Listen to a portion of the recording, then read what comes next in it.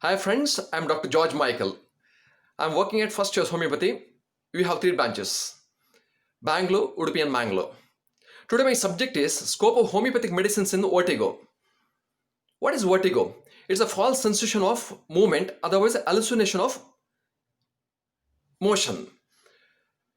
So it's basically it has got two major reasons. One thing is called central, second thing is called autological.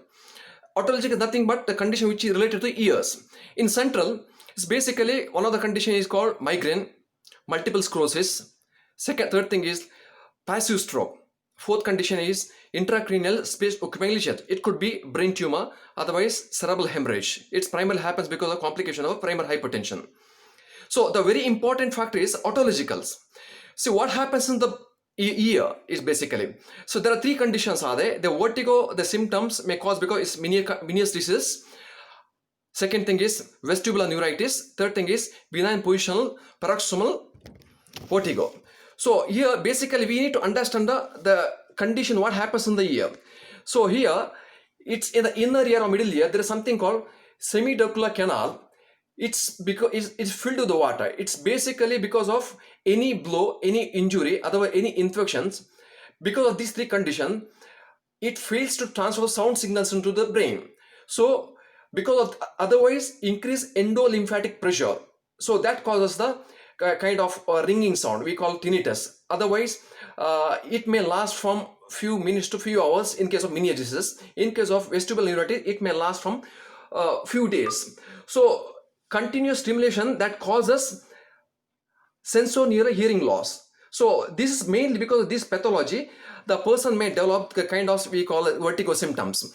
So now very important factor, what happens if you neglect these cases? So in case of negligence, there are few conditions like as I said earlier, sensorineural hearing loss. Second thing that usually may end up with a deafness. Okay, so these conditions usually we get to know in the beginning phases also. So now what are the investigations? Basically investigations are like we call audiometry, otoscope, okay, other tympanometry. These are the conditions are them.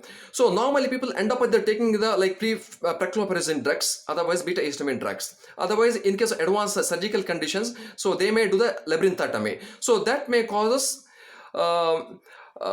patient to become panicky or end up with a few surgical invasive procedures. So now my subject is how does homeopathy medicines works? So I'll just tell you the few homeopathy medicine which will work out, but don't take these drugs on the counter. So it may not give a long lasting result for you.